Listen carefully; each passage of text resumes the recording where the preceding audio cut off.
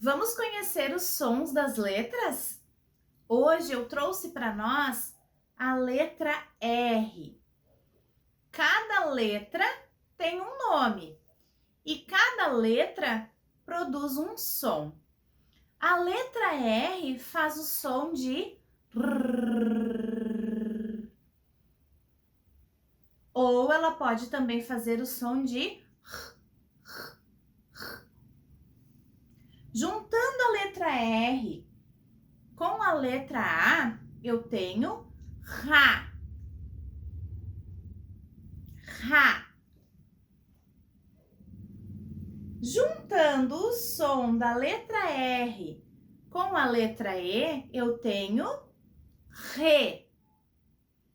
Rê. Juntando o som da letra R com o som da letra I, eu tenho Ri. Ri. Juntando o som da letra R com o som da letra O, eu tenho Rô. Rô. E juntando o som da letra R com o som da letra U, eu tenho Ru. Ru. A letra R pode fazer dois sons. Ela pode fazer R e pode fazer R.